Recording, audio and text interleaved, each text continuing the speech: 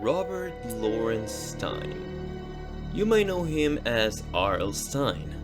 This guy right here is probably responsible for my love of the slasher genre alongside some other people like Donald James McHale and Ned Campbell.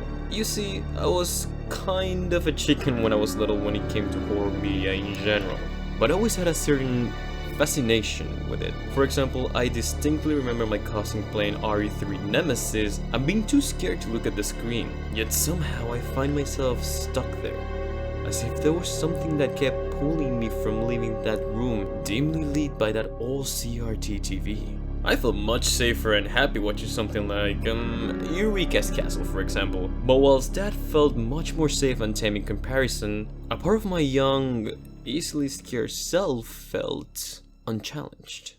Enter Goosebumps.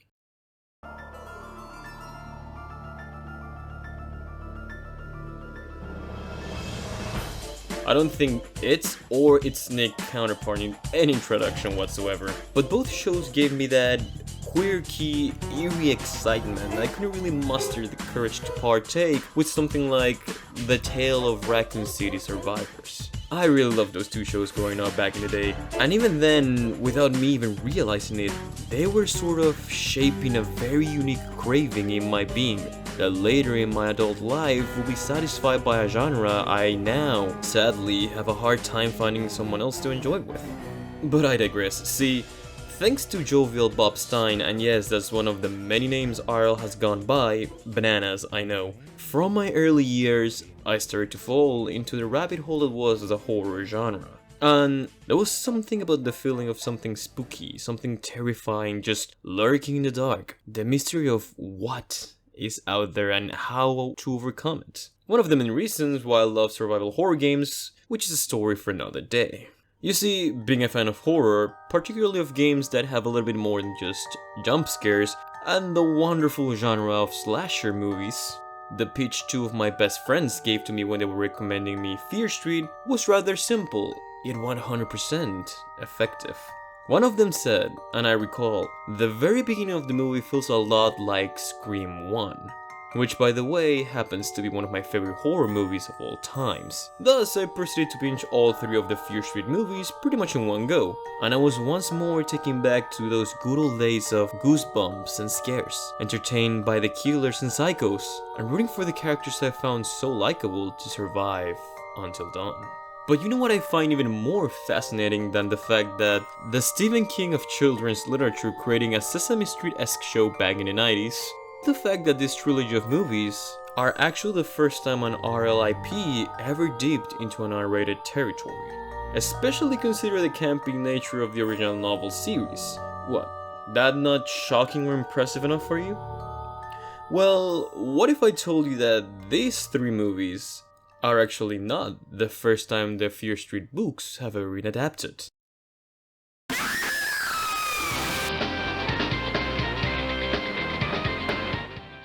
On July 31st, 1998, ABC TV aired a pilot for Ghost of Fear Street and well...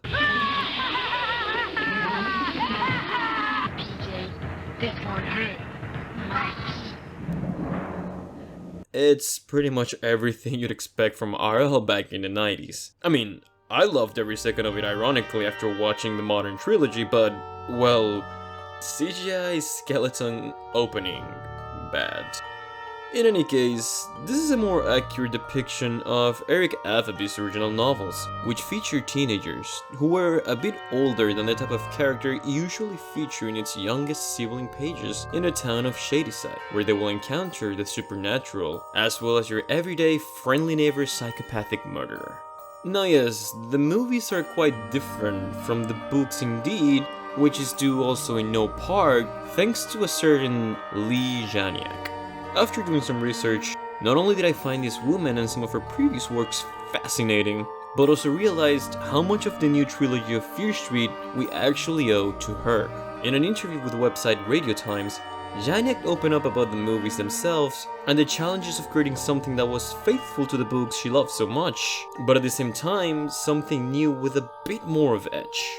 Always struggling to find the next oh shit moment, which in my own experience, she managed to do quite well. See, unlike the book series, which also works as an anthology series at times, the movies focus on one cohesive plot, with almost every movie in this trilogy working standalone enough to be its own thing, but also feeding into the bigger plot. Like Janiak herself said, it's a fusion of traditional television and movies, the result being a modern take on the slasher genre itself. Starting with...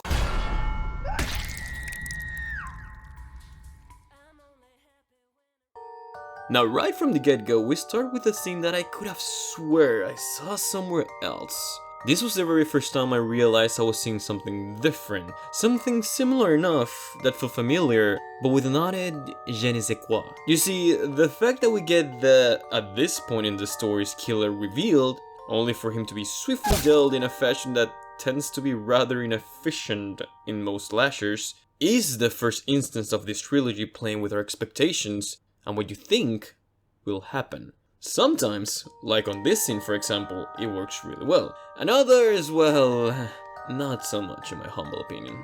But well, that's for a little bit later. This right here hooked me into the premise of this movie. For you see, if we already know who the killer is, and we already saw him die, what is next? What do I have to look forward to then? I think I should clarify, I kinda don't watch trailers, so what happened after the next couple of scenes was honestly like 5 times more effective for me than if I would have watched it beforehand, because, well, trailers ruin most of the fun surprises in things nowadays. So after quickly realizing that our lead was a member of the Alphabet Mafia, and meeting what will be our charming cast of survivors, we jumped into what I thought was at the moment the first big mystery of the movie. Who is Skull Mask? Only to, once more, swiftly and unexpectedly, get my answer. The same guy at the beginning of the movie. Followed by the holy shit moment once I saw Ruby for the first time and realized what this movie was actually about. And this is exactly what ended up making Fear Street such an interesting trilogy for me, because you see, it is more about what we could potentially get out of this series that excites me more than the sudden shift in main cast death toll in the latter half of the first movie. It is also here that I see a lot of Janiak's style coming full force. See, it is rather interesting seeing her journey as a director ever since 2014 with Honeymoon, passing through Scream, the Netflix series, and Outcast, and culminating in this trilogy. I don't know if it just so happened to be the projects she's been given, but there's a thread connecting all of her works together. A relationship between a colorful cast of characters, but mainly 2 of them that are romantically involved. A tragic or gruesome death that tends to be rather shocking and accentuates the thread at hand. Very clever use of physical space, light and sounds. A tense, nail-biting atmosphere and situation, free of any of necessary type of jump scares or gotcha moments that might ruin the experience. In short, well, this woman really knows how to direct a good intense horror project. Is it going to be the most pants-shitting piece of media you will see? Not as of yet, but it will definitely keep you glued to your seat. Now, going back to the topic at hand though, what I find the most interesting thing about this trilogy is by far how, like I mentioned before, since each movie ties into a bigger plot, while also being its own little horror tale, this movie finishes with a cliffhanger that ties into the next part, with this one cranking up everything up to 11 in the last minutes of the movie, leading into... probably one of my favorite modern slashers, if not my favorite. Just as with the last movie, the story is also self-contained, while also being a glorified flashback to some of the events that clue us in into the mystery a bit more. This time, taking an approach heavily inspired on Friday the 13th, with some Blair Witch elements sprinkled in there just for good measure. However, while I think I don't have many things to complain about the first movie, even I gotta admit, nitpicks start to rear their ugly face as certain plot points seem pointless, or just there to get a reaction from the audience members that were a bit more easily surprised. Like the whole Siggy and Cindy and Berman twist, honestly anyone could see it a mile away in my opinion, especially if you saw that next time on Fear Street preview that played at the end of the first movie. And also this movie surprisingly does not shy away from, well, off-screening children.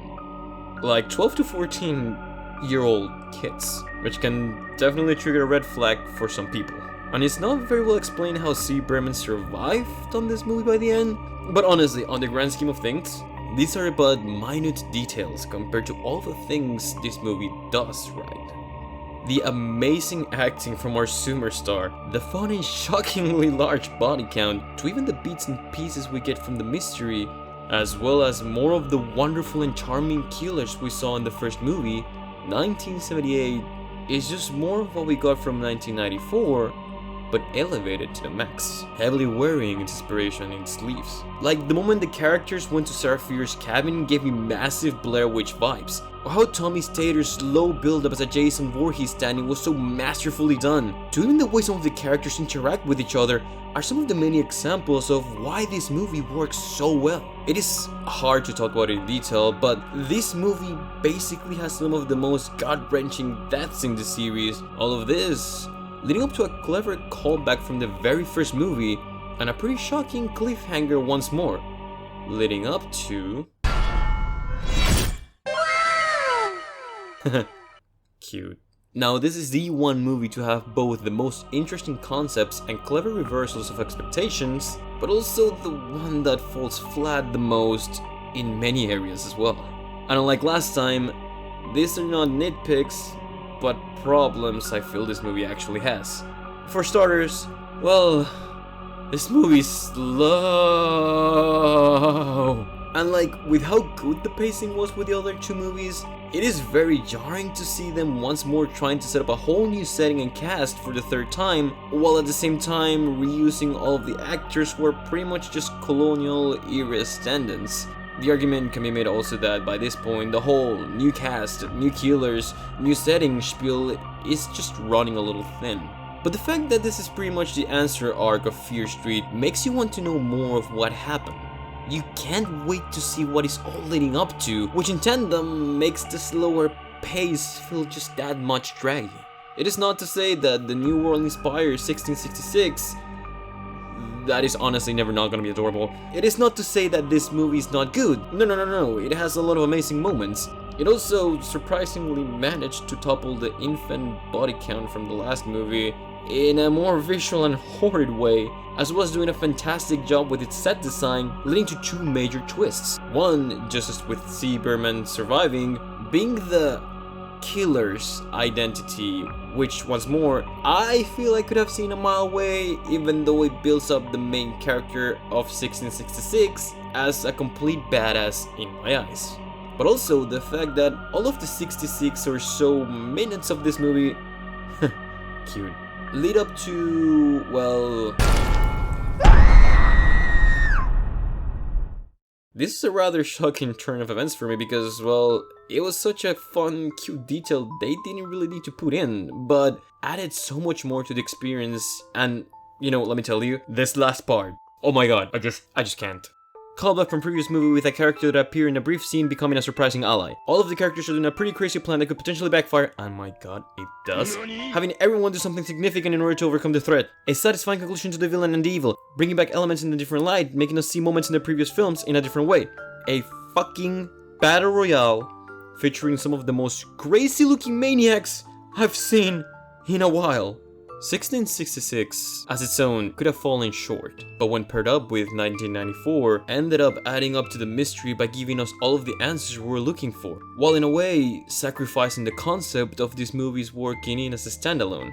Again, not bad, but the 1666 portion of the last movie is by far the weakest link in my humble opinion, but it does lead to an amazing finale, and my god, that battle royale scene. All in all, these movies were structured with how the end of each act feels like the perfect to-be-continue moment in any TV series, almost making each movie feels like a season of a massive show, but having a pretty decent cinematography for the most part, and a movie quality to it. This makes it so that Fear Street feels both familiar to any slasher fan out there, but fresh enough that it can attract a bigger crowd. And also having each movie coming out on Netflix weeks apart from each other must have been an interesting experience I sadly didn't get to have. So if anyone did manage to have that, just let me know in the comment section how that felt for you. But at the end of the day, however, what is the most exciting thing about this series is that, at the moment, there are talks of another movie set in the 50s for one of the killers that appeared, Harry Rooker, the Milkman. Now, if this is leading up to a massive Fear Street verse of movies that show us all of the killers in all of the movies, giving us a goosebump-like format of a different story with each entry, each one with its own similar vibe and style, while telling new and fun stories of maniacs and psychopaths, well, Ruby Lane's movie, hopefully inspired by Carrie, cannot come out soon enough. It is important not only to me and many other fans of the genre that a series of movies like this exist because, well, after the rise it saw in popularity back in the 80s and 90s, slashers have become tried and run-of-the-mill. The in thing being possession or found footage movies, the latter finally and seemingly be dying down a little bit. But there's a certain something about a good slasher that no other movie can really replicate.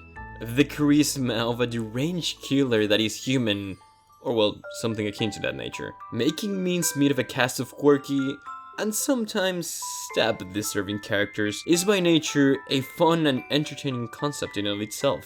Which is why it's so unsurprising we got so many of them back in the day. However, just as with found footage movies and walking hide-and-seek horror games, sometimes it takes a series to become stale and go to the vault for a while, giving it time and room to reinvent itself in fun and unique ways. And this is why what Fear Street did in 2021, a year that also, by the way, is way more terrifying than any nightmare Freddy could conjure up, did such a fantastic job on bringing back the slasher genre in such an exciting and unique way. Happy Halloween, everyone. Oh, and just in case, be careful with anyone with mask out there. You know, not the ones to avoid the spread of a world pandemic-inducing virus, but rather of those which hide the truly wrench and psychotic from our unsuspecting and fun-seeking eyes on the eve of All Hallows. You never know what, or worse yet, who you will find out there. But until next time, it seems this will be our to be continued. Hopefully, see you guys all next time. Take care. Jana.